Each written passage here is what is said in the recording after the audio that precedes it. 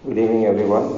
सबको जय मसीह। मुझे खुशी हो रहा है और एक शाम आपके बीच में प्रभु का वचन बांटने का अवसर मिला और सचमुच ये बहुत ही सुंदर समय है। जैसा भाई बोल रहा था कि 2 साल बाद इस प्रकार से संगति रखने को मिला। आज भी केरला में लॉकडाउन की वजह से ऑनलाइन ही चल रहा है। बहुत सारे जगहों में उनका मंडली 2 साल से ऑनलाइन ही चल रहा है, तो उसको बहुत ही अच्छा लग रहा है इस प्रकार से संगति रखने के लिए। और प्रभु को हम धन्यवाद देंगे कि आपको ऐसा मौका, आज़ादी आज भी हमारे पास है कि हम इस प्रकार का मीठा संगति रख पा रहे हैं।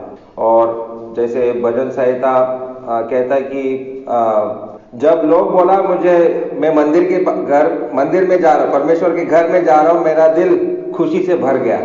कि आज आपका दिल भी उसी प्रकार से खुशी से भरता है जब लोग आज हमको आराधना भवन में जाना है, प्रभु का वचन सुनना है। ऐसा खुशी क्या आज हमारे दिलों में है? ये सवाल हम अपने आप से करेंगे। तो आज आइए हमारे साथ इब्रानी का पुस्तक में हम लोग 3 अध्याय और 1 से लेकर 11 तक पढ़ेंगे। अगर कोई भाई हिंदी में पढ़ेगा, Hebrews chapter 3 verses 1 to 11. We are going to meditate on the full chapter, but we'll just read a few verses. 3 अध्याय 1 से 11।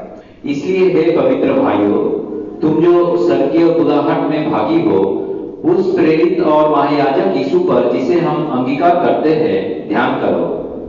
वो अपने नियुक्त करने वालों के लिए विश्वास योग्य था, जैसा मूसा भी परमेश्वर के सारे घर में था, क्योंकि यीशु मूसा से इतना बढ़कर महिमा के योग्य समझा गया है, जितना कि घर का बनाने वाला घर से बढ़कर आदर रखता है। क्योंकि हर एक घर का कोई ना कोई बनाने वाला होता है, पर जिसने सब कुछ बनाया वो परमेश्वर है। मूसा तो परमेश्वर के सारे घर में सेवक के समान विश्वास योग्य रहा कि जिन बातों का वर्णन होने वाला था उनकी गवाही दे, परंतु मसीह पुत्र के समान परमेश्वर के घर का अधिकारी है और उसका घर हम हैं, यदि हम साहस पर और अपनी आशा के घमंड पर अंत तक दृढ़ता से स्थिर रहे। अगर जैसा पवित्र आत्मा कहता है, यदि आज तुम उसका शब्द सुनो तो अपने मन को कठोर न करो, जैसा कि क्रोध दिलाने के समय और परीक्षा के दिन जंगल में किया था, जहां तुम्हारे बाप दादों ने मुझे जांच कर परखा और 40 वर्ष तक मेरे काम देखे। इस कारण मैं उस समय के लोगों से क्रोधित रहा और कहा, इनके मन सदा भटकते रहते हैं और इन्होंने मेरे मार्गों को नहीं पहचाना।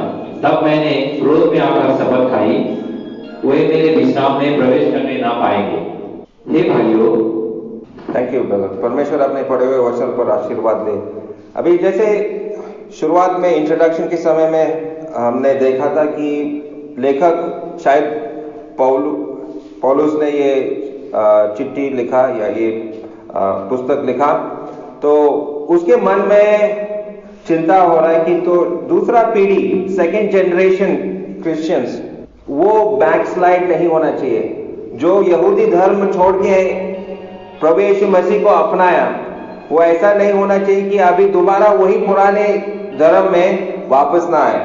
तो अभी वो उनको ये बताने का कोशिश कर रहा है कि क्यों प्रभु यीशु मसीह मूसा से भी अच्छा है और पुराने नियम के जो भी आप लोग रीति रिवाज वगैरह मानते थे उससे बेहतर है हमारा प्रभु यीशु मसीह। और आज के दुनिया में, आज के युग में हमारे भारत देश के विश्वासियों के लिए ये संदेश महत्वपूर्ण है, क्योंकि शायद हमारे बच्चे दोबारा हमारे बाप दादाओं का जो भी रीति रिवाज थे उसी में वो दोबारा वापस जाएंगे, या नास्तिक बन जाएंगे, परमेश्वर पर कोई विश्वास ही नहीं है, ऐसे भी बन सकते हैं, सांसारिक लोग बन सकते हैं। तो बैक स्लाइडिंग का बहुत ही चांसेस है, मतलब प्रभु यीशु मसीह पर कोई विश्वास नहीं रख पाते।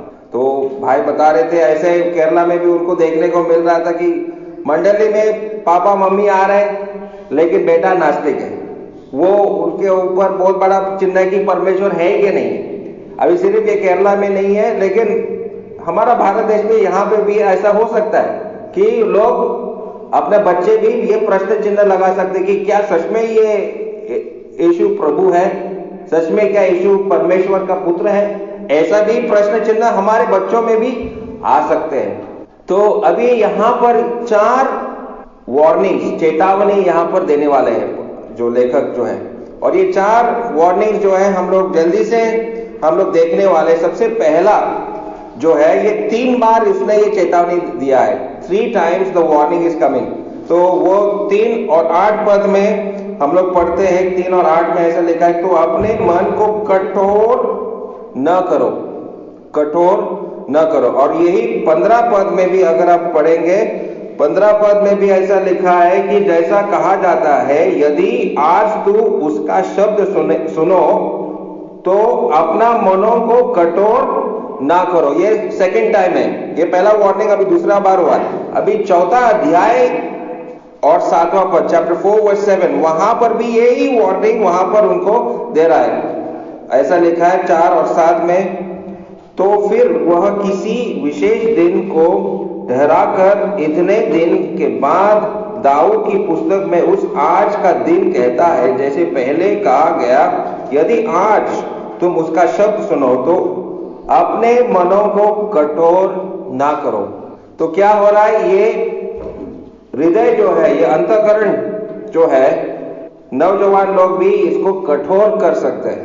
There is a hardening of heart, मतलब वचन सुन सुन के शायद एक वो बोलेगा नहीं अभी और मुझे नहीं सुनना है, बहुत हो गया, बहुत ज्यादा मैंने सुन लिया, मुझे नहीं सुनना है, आगे कुछ नहीं चाहिए, सुनने का मुझे इच्छा नहीं है।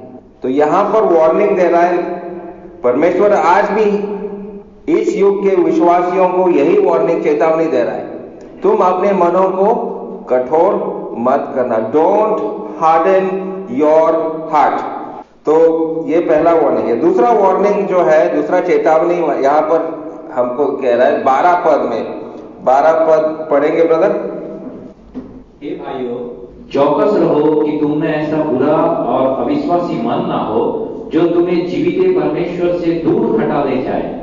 ओके, तो यहां पर भी हृदय के बारे में, अंतःकरण के बारे में यहां पर भी बात कर रहा है। हे भाइयों, चौकस रहो, देखो वार्निंग दे रहा है, पे अटेंशन।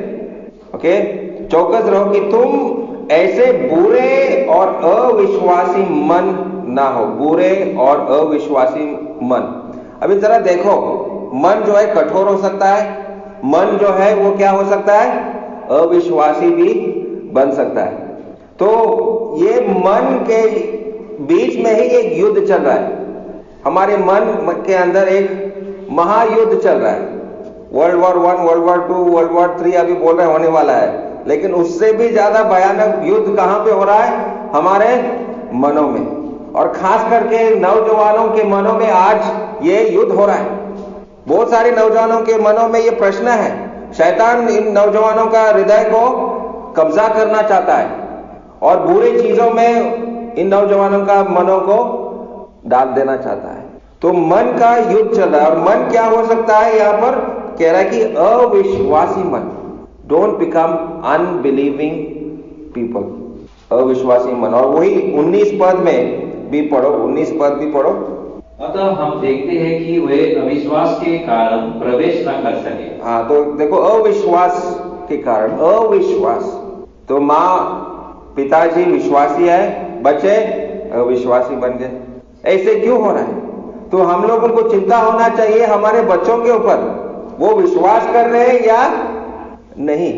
तो हर एक माँ बाप का यही प्रार्थना होना है कि मेरे बच्चे विश्वासी बनना चाहिए। अगर नहीं तो ये ऐसा कर रहा है, ऐसा कह रहा है कि इंग्लिश में कह रहा है एन ईवल एंड अनबिलीविंग, मतलब ये बुरा शब्द जो है यहां पर हिंदी में आया, बुरा और अविश्वासी। 12 पद में, अगर हम प्रभु यीशु मसीह पर विश्वास नहीं करेंगे तो मेरा मन क्या हो जाएगा, बुरा।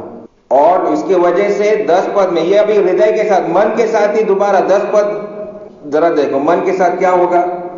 इस कारण मैं उस समय के लोगों से क्रोधित रहा और कहा, इनके मन सदा भटकते रहते हैं और इन्होंने मेरे मार्गों को नहीं पहचाना। तो क्या हो जाता है, ये नौजवान लोग भी भटकने लगते हैं। इनका कैरेक्टर देखो, अगर मेरा मन अविश्वासी है तो मेरा मन भी भटकेगा। हाँ, आज यहां पर, कल वहां पर, हाँ, बिया बाड़ी वो बाड़ी, इसमें ऐसा ही वो भटकता रहेगा इस गांव से दूसरे गांव में। नौजवान लोग, आज के युग का नौजवानों को देखो, कहां पर पार्टी हो रहा है, कहां पर कुछ खाने को मिल रहा है, कहां पर कुछ अच्छा मनोरंजन हो रहा है, वहां पर वो चला जाएगा, भटकने वाला मन हो जाएगा। ठीक है, तो पहले मन क्या हो रहा है, कठोर हो रहा है, अविश्वासी हो रहा है, और ये मन क्या हो रहा है, भटकने लग रहा है। ये भटकने वाले मन यहां बैठ के भी हो सकता है, मेरा शरीर यहां पर है लेकिन मन क्या है, भटक रहा है। तो ऐसा हमारा मन नहीं होना चाहिए। हमारा मन प्रभु यीशु मसीह के ऊपर केंद्रित होना चाहिए। प्रभु यीशु मसीह का वचन बाइबल के ऊपर हमारा मन केंद्रित होना चाहिए। और यही 10 पद में मन के बारे में ही लिख रहा है। क्या आगे जरा पढ़ो उस 10 पद को।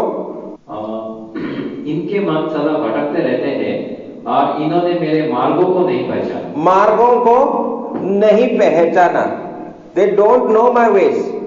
कितने बच्चों को मालूम है हम रोटी तो क्यों तोड़ते हैं हर रविवार, हम इस प्रकार से हमारे मंडली क्यों है, हमारे मंडल में पास्टर कहाँ है, पास्टर है या नहीं है। एल्डर्स बोलते हैं हम लोग, प्राचीन लोग हैं। तो प्राचीन लोग कौन है, या पास्टर है या प्राचीन है, क्या है, व्हाट इज द रिलेशनशिप। तो ये सब हमारे बच्चों को मालूम है कि नहीं, मंडली किस प्रकार से चलना चाहिए, हमारे बच्चों को मालूम है। हमने सुना है, हम लोग सीख गए, लेकिन क्या मेरे बच्चे जानते हैं कि इसका महत्वपूर्ण क्या है। ये मेल जो हम लोग हर रविवार को रखते हैं उसका क्या महत्वपूर्ण है। तो ना जानने की वजह से बच्चे भी नहीं आएंगे, भटकते रहेंगे। तो जिम्मेदारी हम लोगों का ही है, आपका है और मेरा, कि हमारे बच्चों को हम लोग सिखाएंगे क्यों हम लोग इस प्रकार से हम लोग कर रहे हैं। ये जानकारी उनको मिलना जरूरी है। मतलब डांट कर पिटाई करके नहीं, प्यार से उनको समझाओ क्यों हम लोग अलग हैं, क्यों हम कौन से भी चर्च में नहीं जाएंगे, हम ऐसे ही मंडली में क्यों आएंगे, क्या कारण है, समझाना हम लोगों का कर्तव्य, हमारा काम है। तो इस प्रकार से हम लोग देख रहे हैं कि मन के साथ लड़ाई है। मन का जो है शैतान हमारे मनों के ऊपर कब्जा करना चाहते हैं, और इस प्रकार से बहुत सारे नौजवान चले गए। और आपके जीवन में भी शायद आपने देखा कि बहुत सारे नौजवान लोग थे, आज कहां गए, क्यों नहीं है उपस्थित यहां पर, क्या कारण है, किसका गलती हो गया है। हम सबका गलती है इसमें, हम किसी एक व्यक्ति को दोष नहीं दे सकते, हम सब जिम्मेदार हैं, सबका गलती है। और एक दिन हम लोगों को प्रभु यीशु मसीह के सामने खड़ा रहना है और जवाब देना पड़ेगा, क्या किया आपने उस मंडली में, प्रभु के लिए आप क्या कर रहे हैं। और कुछ ही देर पहले मैंने एक भाई को पूछा, आप प्रभु के लिए क्या करते हैं। वो हाथ जोड़ के बोला, अभी मुझे कुछ मालूम नहीं है, मैं क्या करूं प्रभु के लिए। प्रभु के लिए आप क्या कर रहे हैं, सिर्फ मीटिंग में हाजिरी देना, सिर्फ यही काम है। कभी आपने कोशिश किया किसी को सुसमाचार सुनाने के लिए, या किसी को अपने साथ लेकर आने के लिए। वचन सुनो, कितना कष्ट है, कितना मुश्किल है किसी एक व्यक्ति को हमारे साथ लाने के लिए। हम सब जानते हैं, मालूम है, हम किसी को दोष नहीं दे रहा है, मैं अपने आप को दोष दे रहा। क्यों हम लोग ऐसे हैं, किसी को लाना, किसी को बताना बहुत कठिन है, और प्रभु ही सहायता कर सकता है। प्रार्थना और प्रभु का इच्छा, पवित्र आत्मा का जो अगुवाई से ही हम लोग ये कार्य को आगे कर सकता है, और संभव है, और देर नहीं हुआ है, अभी भी देर है। अगर आज, ये तो बात कह रहा है, अगर आज आपने प्रभु का वचन सुना है तो अपने हृदय को कठोर मत कीजिए, ठीक है। तो अगर ये हम चेतावनी नहीं सुनेंगे तो उसका नतीजा क्या होगा। अभी प्रियजन, my dear brothers and sisters, मैं आपको डराने का कोशिश नहीं कर रहा, I don't want to scare you, लेकिन ये प्रेम से मैं आपको बताना चाहता हूं, प्रेम से मैं आपको प्रभु के पास लेके जाना चाहता हूं। क्योंकि सिर्फ परमेश्वर का क्रोध नहीं है, लेकिन 3:11 में हमने क्या पढ़ा, 3:11 में, तब मैंने क्रोध में आकर शपथ खाई, वे मेरे विश्राम में प्रवेश करने ना पाएंगे। क्रोध, परमेश्वर का क्रोध, परमेश्वर का क्रोध एक दिन गिरने वाला है। और अगर मेरा उद्धार हुआ है तो मैं प्रभु को धन्यवाद देंगे, परमेश्वर को धन्यवाद देंगे कि मेरा उद्धार हुआ। लेकिन एक दिन परमेश्वर का क्रोध गिरेगा। और अगर मेरा उद्धार नहीं हुआ तो वो क्रोध बहुत ही भयानक है। मिस्र देश ने वो क्रोध का अंदाज उनको मिला, कैसे परमेश्वर का क्रोध मिस्र देश पे गिरा आप जानते हैं, आपने पढ़ा है। लेकिन परमेश्वर का क्रोध बहुत ही भयानक है। प्रभु यीशु मसीह ने उस क्रोध को क्रूस पर उसने लिया। प्रभु यीशु मसीह क्रूस पर मरा ताकि हम उस क्रोध का सामना ना करें। और जो प्रभु यीशु मसीह पर विश्वास करेंगे कि प्रभु यीशु मसीह मेरे पापों के लिए वो क्रूस पर मरा, वो गाड़ा गया, 3 दिन बाद वो जिंदा हुआ, आज उनको उद्धार है, उस क्रोध से उनको मुक्ति है, क्रोध उसके ऊपर गिरने वाला नहीं है। और अगर हम भटक रहे हैं तो वापस हम लोग उस क्रूस के पास आएंगे। वहां से ही मेरा रिश्ता प्रभु यीशु मसीह के साथ शुरू होता है, क्रूस से। अगर आप क्रूस तक नहीं पहुंचा अभी तक तो क्रूस में आइए और उद्धार पाइए। परमेश्वर का क्रोध से बचने का समय है। और उसी 11 पद में और एक शब्द लिखा है कि मेरे विश्राम में प्रवेश करने पाएंगे। विश्राम नहीं मिलने वाला। जरा सोचो, जो चोरी करता है वो आराम का जीवन जी रहा है। अगर उसने बैंक में डकैती डाला, 2 लाख 3 लाख या 2 करोड़ 3 करोड़ रुपए चोरी किया, अपने घर में छिपा के रखा, जैसा ही पुलिस का जीप गाड़ी वो सायरन बजते हुए आएगा, ऐसे ही आया जीप गाड़ी वहां पर, उसके मन में क्या होगा? अरे ये क्यों आया पुलिस? हाँ, वो तो भाग जाएगा। कोई आराम नहीं है, कोई विश्राम नहीं है। जो खूनी है उसको कोई विश्राम है इस दुनिया में? पापी को यहां पर भी विश्राम नहीं है, आने वाले युग में भी कोई विश्राम नहीं है। तो जो पाप करता है, आज भी अगर पाप में ही उसका जीवन चल रहा है, उसके जीवन में कोई विश्राम नहीं है। 18 पद भी पढ़िए ब्रदर। जैसा कहा जाता है, 18, और उसने किनसे शपथ खाई कि तुम मेरे विश्राम में प्रवेश करने ना पाओगे? क्या केवल उनसे नहीं जिन्होंने आज्ञा ना मानी? हाँ, तो वहां पर भी दोबारा वही कह रहा है, कोई आराम नहीं, कोई विश्राम नहीं है पापी के। और आप शायद विश्वासी भी होगा, लेकिन कोई पाप में गिर गया। आप इस दुनिया में आप अपना विश्राम को शायद उद्धार पाया, स्वर्ग जाएंगे, लेकिन यहाँ पर कोई आराम नहीं, विश्राम आप हो सकते हैं यहाँ पर। ये चेतावनी दे रहा है। अगर पाप करते रहेंगे तो यहाँ पर एक प्रश्न चिन्ह हम लोग लगा सकते हैं। 17 पद को जरा पढ़ो। और 40 वर्ष तक किन लोगों से क्रोधित रह? क्या उन्हीं से नहीं जिन्होंने पाप किया और उनके सब जंगल में पड़े रहे? उनका क्या पड़े रहे? वो लोग उस कनान देश तक नहीं पहुंच पाए, वही मर गए। अर्ली डेथ मतलब हम लोग 80, 70, 80, 90 साल तक जीना चाहिए, लेकिन कभी कभी हमारा पाप के वजह से मौत जो है, प्रियजन में आपको डराने के लिए नहीं बोल रहा मैं, ये वचन परमेश्वर का वचन है और वचन ये कहता है। और परमेश्वर आपसे प्रेम करता है, इसलिए परमेश्वर सत्य बता रहा है, हमको चेतावनी दे रहा है, वार्निंग दे रहा है। अगर कोई वहां पर 1000 वोल्ट का इलेक्ट्रिक तार लगाएगा तो वहां पर वार्निंग, चेतावनी लिखा है, वहां पर हाथ मत लगाओ, करंट है, लग जाएगा। अगर हम जाके उसी में करंट हाथ लगाएगा, क्या होगा? किसका गलती है? जिसने वो तार लगाया उसका गलती है? गलती हमारा, हम जाके क्यों किया? ये पाप भी ऐसा है, पाप करते रहेंगे, शौक लग रहा है, कोई किसी को मजा ले रहा है, लेकिन कब मौत आ जाएगा बोल नहीं सकता है। वार्निंग दे रहा, चेतावनी दे रहा प्रभु यहाँ पर इन पदों में। तो कोई जल्दी भी इस दुनिया छोड़ के जा सकता है। और शायद आपने देखा होगा, शायद आपने सुना होगा कि ऐसा भी हो गया किसी के जीवन में। विश्वासी है, आ रहा है, लेकिन कोई पाप में गिर रहा है, करते जा रहा है, लेकिन उनका जीवन जल्दी एक भयानक रीति से खत्म हुआ होगा। तो ये चेतावनी यहाँ पर लेखक हमको इस 3 अध्याय में दे रहा है। तो हम लोग क्या करना चाहिए? अगर यहाँ पर चेतावनी दे रहा है और उसका नतीजा भी हमको दे रहा है, तो हम लोग करें क्या? What should we be doing? और ये पहला पद में हम लोग देखते हैं सबसे क्या करना है। यहाँ पर पहला पद दोबारा पढ़िए। इसलिए हे पवित्र भाइयों, तुम जो स्वर्गीय बुलाहट में भागी हो, उस प्रेरित और महायाजक यीशु पर जिसे हम अंगीकार करते हैं ध्यान करो। किस पर ध्यान करना है? मेरे काम में, व्यवसाय में किस पे ध्यान देना है? प्रभु यीशु मसीह पर। और यही चीज हम लोग हर रविवार करने आते हैं, लेकिन हम एक दूसरे के गलती के ऊपर ध्यान देता है। वो भाई क्या कर रहा है, वो बहन क्या कर रहा है, तो क्या हो रहा है, हमारा प्रभु यीशु मसीह पर ध्यान ना रहने के कारण मंडली भी अस्थिर रहेगा और वहां समस्या और भी बढ़ता जाएगा।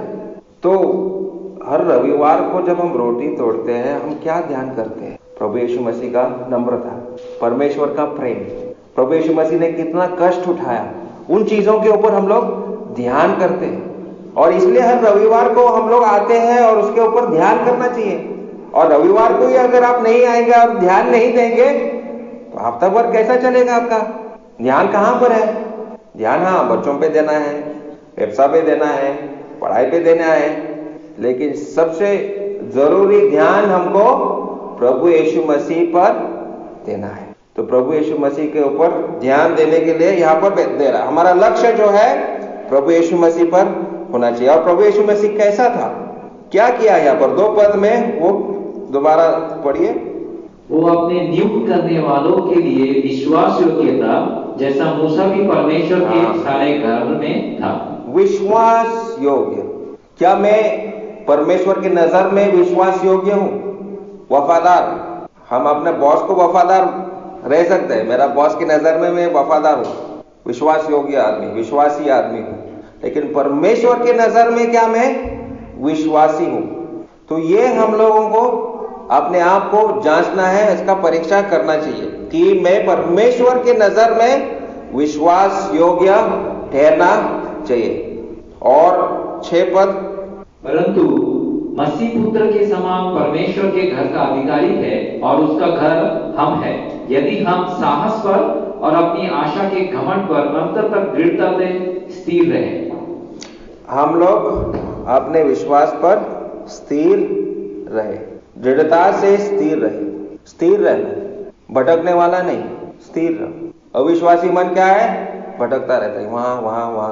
और कोई चर्च में भी भटकता रहता है, इस चर्च में उस चर्च में, ऐसे भटकते रहते हैं। भटको मत, बी कमिटेड, एक ही जगह में स्थिर रहो और वचन पर स्थिर रहो। और नौजवानों के लिए मैंने ये पहले ही उनको बताया था कि इसी पुस्तक, यही परमेश्वर का वचन है। कॉलेज में जो नौजवान लोग जाएंगे वो बहुत सारे चीजें सिखाएंगे, एवोल्यूशन वगैरह, आदमी जो है बंदर से आया, इस प्रकार की चीजें वो सिखाएंगे। बहुत सारे प्रश्न चिन्ह परमेश्वर के ऊपर वो लोग लगाते हैं, लेकिन हम लोग वैसे नहीं है। हम लोग इसी पुस्तक पर स्थिर रहेंगे, यही परमेश्वर का वचन है। तो दृढ़ता से इसके ऊपर स्थिर रहेंगे। और 14 पद भी, क्योंकि हम मसीह के भागीदार हुए हैं, यदि हम अपने प्रथम भरोसे पर अंत तक दृढ़ता से स्थिर रहे। स्थिर कब तक रहना है? अंत तक। 1 महीने के लिए, 1 साल के लिए नहीं, अंत तक। परमेश्वर ने मुझे इस मंडली में लाया, परमेश्वर मुझे ये काम सौंपाया, उसके जो कुछ भी काम परमेश्वर ने सौंपाया, अंत तक इसमें लगे रहेंगे। परमेश्वर ने मुझे लाया और कुछ कोई नहीं, आदमी का काम नहीं है, परमेश्वर का काम।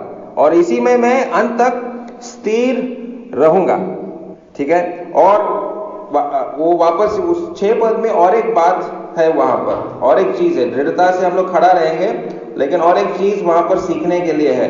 तो इंग्लिश में उसको ऐसा कहता है, and boast of our hope. Boast मतलब बोस्ट को वहां पर घमंड करें। किस बात पे हम लोग घमंड करेंगे? तो जो ये उदाहरण स्टीफन ने ऑलरेडी सुना है, ये मैसेज तो उसको सब मालूम है। लेकिन अगर कोई नया फोन खरीदेगा, नया फोन खरीदने के बाद क्या करेंगे हम लोग? देखो मेरा आईफोन है, हाँ इतना 70,000 रुपए या जो भी है, हाँ महंगा वाला फोन मैंने खरीदा, या गाड़ी खरीद लिया, क्या करेंगे? तुरंत मैं अपने दोस्त को दिखाऊंगी, ये देख ये गाड़ी मैंने खरीदा। तो मैं क्या कर रहा हूं? मैं अंदर से मैं कितना महान है, कितना ग्रेट हूं, घमंड कर रहा हूं मैं अंदर से। लेकिन क्या मैं अपने विश्वास के लिए इस प्रकार से घमंड कर सकता हूं? मैं इतना दिन से प्रार्थना कर रहा हूँ, प्रभु ने मेरा प्रार्थना का उत्तर दिया। मेरे पास फोन नहीं था, प्रभु ने मुझे फोन, उसमें हम घमंड गए, प्रभु ने दिया ये। मैं इतना दिन मेरे पास गाड़ी नहीं था, हम लोग प्रार्थना कर रहे थे, प्रभु हमको एक गाड़ी दीजिए, प्रभु ने गाड़ी दिया। तो इस प्रकार से महिमा किसको जा रहा है? प्रभु को। परमेश्वर ने दिया है, प्रभु ने दिया है। ये हर चीज, हर वस्तु जो मेरे सामने है, मेरे घर में है, ये प्रभु का दिया हुआ चीज है। इसमें मैं क्या घमंड करूं? तो इस प्रकार से अपने विश्वास में घमंड करो, विश्वास में घमंड करो कि ये प्रभु का दिया हुआ वस्तु है, प्रभु का दिया हुआ चीज है। परमेश्वर ने प्रार्थना सुना हमारा, उसमें हम लोग घमंड करेंगे। ठीक है, तो सबसे पहले हमारा लक्ष्य जो है, ध्यान जो है प्रभु यीशु मसीह पर होना चाहिए। हम विश्वास योग्य होना चाहिए और दृढ़ता से हम लोग स्थिर रहना चाहिए। अंत तक हम लोग स्थिर रहेंगे। और हम लोग यहाँ पर चौथा नंबर चीज जो है, हम लोग घमंड करेंगे, हमारे विश्वास में घमंड करेंगे। विश्वास में घमंड करना है। और 13 पद पढ़ो। वरन जिस दिन तक आज का दिन कहा जाता है, हर एक दिन एक दूसरे को समझाते रहो, ऐसा ना हो कि तुम में से कोई जन पाप के छल में आकर कठोर हो जाए। एक दूसरे को समझाओ, एनकरेज, इंग्लिश में शब्द दिया एनकरेज वन अनदर, एक दूसरे को। अगर कोई भाई मंडली के लिए कुछ काम कर रहा है तो हम लोग क्या करना चाहिए? है ये कैसा कर रहा है, ये ठीक नहीं है, ये कैसा कर रहा है? तो ये एनकरेजमेंट है, ये उत्तेजन है? नहीं। हम लोग क्या करना चाहिए? भाई बहुत अच्छा काम कर रहे हैं, मैं नहीं कर पा रहा हूं, आप कर रहे हैं, प्रभु आपको आशीष दे, हम आपके लिए प्रार्थना कर रहे हैं। तो हम एक दूसरे को नहीं खींचेंगे, एक दूसरे को एनकरेज करेंगे, अच्छा काम कर रहे हैं ब्रदर। तो इस प्रकार से एक दूसरे को एनकरेज करना, उसको नीचे मत गिराओ, एनकरेज वन अनदर। ठीक है, तो ये 5 चीजें हो गया। छठा चीज, 6 नंबर 17 पद। ठीक है, एक मिनट, अभी ये 17 पद यहाँ पे नहीं है, ये 17 पद मैं बोलूंगा। ये इसको थोड़ा सा बैकग्राउंड में देना चाहता हूँ। देखो, ये 3 अध्याय जो है, इब्रानी का 3 अध्याय, पुराने नियम में कुछ घटना हुआ, उसके ऊपर ये 3 अध्याय लिखा गया। और पुराने नियम में अगर हम गिनती का किताब उसका 14 अध्याय को देखेंगे, वहां पर इस्राएली लोग मिस्र देश से अभी बाहर आया, हाँ, वो लाल समुद्र भी पार कर दिया।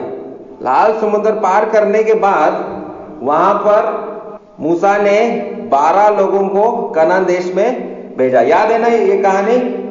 याद है, पढ़ा ना? तो जब मूसा ने 12 जनों को कनान देश में क्या बोलते, जासूसी करने के लिए, हाँ, वहां पर 10 जन कैसा रिपोर्ट दिया? खराब रिपोर्ट। केवल 2 जन अच्छा रिपोर्ट दिया। उनका नाम कोई बता सकते हैं? योशू और कालेब। 2 जनों ने ही अच्छा रिपोर्ट दिया, बाकी सब बोला नहीं नहीं, वहां राक्षस लोग हैं, हम नहीं जा सकते, हम लोग, वो लोग हमको मार देंगे। देखो, परमेश्वर ने इतना बड़ा चमत्कार, उनको मिस्र देश को हराने के बाद, लाल समुद्र पार करने के बाद भी वहां का राक्षस को देखे ये लोग डर गए। तो उसके वजह से परमेश्वर को बहुत गुस्सा आया। तो ऐसा लिखा है, दे रिबेल्ड, विरोध किया, परमेश्वर के विरोध किया, दे वर रिबेलियस। और उसके वजह से परमेश्वर का क्रोध ये इस्राएली लोगों के ऊपर गिरने वाला था। लेकिन वहां पर एक जन, मतलब मूसा, बीच में खड़ा हुआ। और मूसा क्या बोला? परमेश्वर, अगर आप उनको मार देंगे तो बाकी के राज्य लोग कहेंगे, अरे आपने उनको संभाल नहीं पाया, इसलिए आप उनको मार दिया। इस प्रकार से मूसा जो है परमेश्वर से बातें करना शुरू किया। तो अगर आज भी परमेश्वर का वचन आपको मिल रहा है, परमेश्वर ने कुछ पाप आपके जीवन में दिखाया, तो हम लोगों को मूसा की तरह गिनती का किताब उसका 14 अध्याय और 17 पद को पढ़िए। Numbers chapter 14 verse 17। इसलिए अब प्रभु की सामर्थ की महिमा तेरे इस कहने के अनुसार हो। हाँ, तो वहां पर ऐसा इतना ही है, वो 17 पद में, गिनती 14 और 17 जी। ठीक है, ये मूसा का प्रार्थना है। मूसा वहां पर प्रार्थना कर रहा है। और 18 पद भी पढ़िए ब्रदर। कि यहोवा का कोप करने में धीरजमंद और अति करुणामय है, और अधर्म और अपराध का क्षमा करने वाला है, परंतु वो दोषी को किसी प्रकार से निर्दोष न ठहराएगा, और पूर्वजों के अधर्म का दंड उनके बेटों और पोतों और परपोतों को देता है। राइट, तो वहां पर मूसा जो है परमेश्वर का अनुग्रह, परमेश्वर का प्रेम, परमेश्वर का दया को याद दिला रहा है। ये अनुग्रह का समय है। परमेश्वर का क्रोध अभी तक नहीं गिरा है। आज भी आप परमेश्वर का अनुग्रह पा सकते हैं। और हम लोग उन इस्राएली लोगों की तरह हम अपना हृदय को कठोर नहीं करेंगे। परमेश्वर का दया, परमेश्वर का प्रेम को याद करेंगे। हम लोग प्रार्थना करेंगे और परमेश्वर का दया और प्रेम को याद करते हुए, इस प्रकार से जब हम नम्रता से वापस आते हैं, परमेश्वर का आशीष हम लोग पाएंगे। परमेश्वर आज भी आपके जीवन में उसका आशीष भर देना चाहता है। God wants to bless you today. लेकिन क्या इस प्रकार से नम्रता से आप लोग वापस आएंगे? क्या परमेश्वर के सामने आप अपने पापों को कबूल करेंगे? जब आप इस प्रकार से आएंगे तो निश्चय प्रभु यीशु मसीह आपके जीवन में आशीष भर देंगे। तो यही चेतावनी है यहाँ पर इस 3 अध्याय में, जो लेखक शायद पौलुस ही कह रहा है कि एक तो चेतावनी दे रहा है, और ना सुनने का नतीजा उन्होंने बोला कि क्या होगा हमारे जीवन में, और हमारा आज का ध्यान कहाँ पर केंद्रित है। तो आज अगर आपने प्रभु यीशु मसीह का वचन को सुना, तो मैं प्रभु को धन्यवाद देता हूँ कि परमेश्वर आपसे बात कर रहा है और आपका दिल और मन कठोर नहीं है। तो यहीं पे मैं समाप्त करता हूँ। प्रभु यीशु मसीह के नाम की महिमा।